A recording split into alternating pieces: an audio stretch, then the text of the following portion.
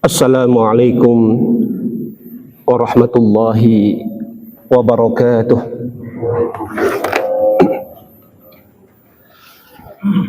Alhamdulillahi rabbil alamin, wassalatu wassalamu ala ashrafil anbiya'i wal mursalin wa ala alihi wa ashabihi ajma'in. Puji syukur kehadirat Allah subhanahu wa ta'ala. Atas kehendak Allah subhanahu wa ta'ala kita masih dapat mengayunkan langkah untuk mendirikan salat subuh pada kesempatan yang berbahagia ini. Salawat beserta salam kita sanjung sajikan kepada baginda Rasulullah Nabi Muhammad sallallahu alaihi wasallam. Majelis subuh rahimakumullah, pendengar radio Republik Indonesia cabang Takingon, pendengar yang menyaksikan di channel TV Rohama. Salah satu sifat yang harus kita bangun dalam hubungan kita dengan Allah, hablum minallah, adalah tadarru'. Apa itu tadarru'? Tadarru' itu adalah kita merasa rendah diri, tunduk, patuh, merasa sangat butuh dengan Allah subhanahu wa ta'ala. Tadarru' itu adalah sifat merasa hina, merasa rendah di hadapan Allah subhanahu wa ta'ala. Itu adalah tadarru'. Tadarru' itu merupakan perintah Allah subhanahu wa ta'ala kepada kita. Allah menyampaikan di dalam surat Al-A'raf ayat 55. Ud'u rabbakum tadarru'an wa khufyah. Berdoalah kepada Tuhanmu dengan rasa tadarru', dengan rasa rendah diri, wa khufyah, dengan suara yang lembut, dengan suara yang lirih. Innahu la yuhibbul mu'tadin. Allah itu tidak menyukai orang yang terlalu berlebih-lebihan. Berdoa sambil teriak-teriak dengan macam-macam cara, berlebih-lebihan Allah tidak senang. Bagaimana itu sifat tadarru'? Kita berdoa kepada Allah. Terkadang kita berdoa itu merasa, oh, siaran ni piara ilan, si mana piara ilan, sehingga terkadang berdoanya itu setengah hati. Tidak ada sifat tadarru'nya. Karena merasa nikmat-nikmat yang diberikan oleh Allah yang sudah ini pun sudah luar biasa, sehingga dia merasa, enggak ya mulo.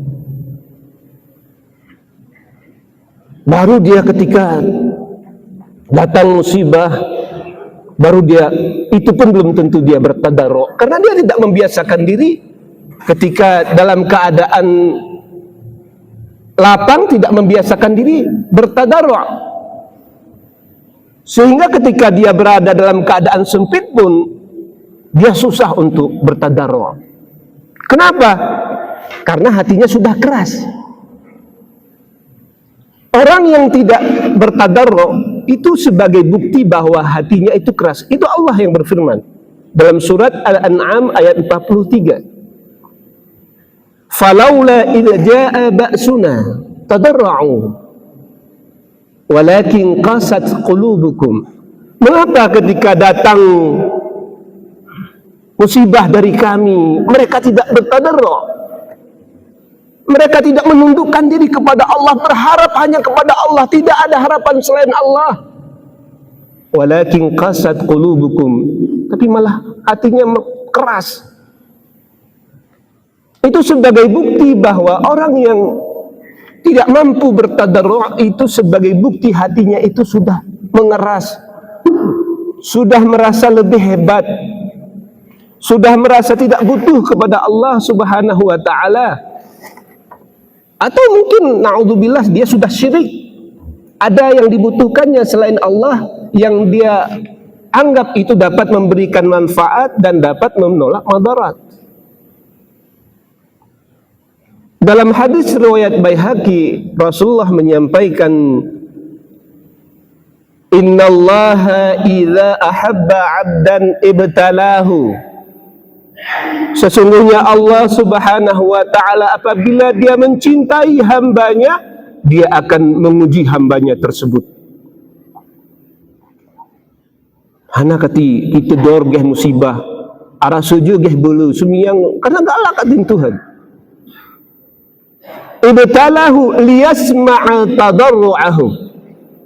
Mengapa diuji Allah? Supaya Allah itu mendengarkan ketadarruannya, mendengarkan kerendahan hatinya, kerendahan dirinya kepada Allah Subhanahu wa ta'ala, mengadu hanya kepada Allah Subhanahu wa ta'ala.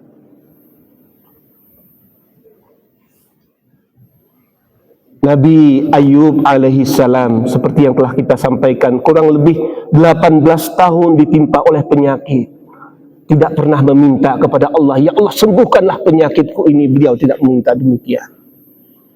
Beliau hanya menyampaikan, inni massanid durru wa anta arhamur rahimin. Aku ini ditimpa oleh penyakit, ya Allah, Engkau maha pengasih dan maha penyayang. Ia merendahkan dirinya kepada Allah Subhanahu wa ta'ala. Bagaimana dengan Nabi Yunus yang ditelan oleh ikan? Beliau merasa menyesal. Apa doa yang beliau sampaikan? Doa yang keluar dari hati yang sangat rendah diri, yang sangat dalam.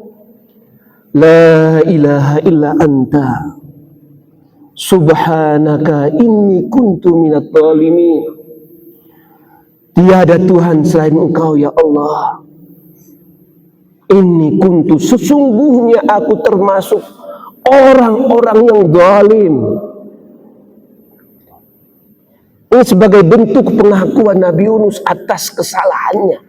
Ia meninggalkan kaumnya. Ini yang harus kita bangun dalam diri kita, sifat tadarru' ini. Kalau Imam Ahmad bin Hanbal mengatakan sifat tadarru' itu ibarat orang yang tenggelam di tengah lautan, yang mana dia hanya berharap memegang, dia hanya berpelukan kepada sebongkah batang kayu. Semakin waktu, semakin jam, dia semakin lemah. Tidak ada harapannya, hanya berharap kepada Allah Subhanahu wa ta'ala.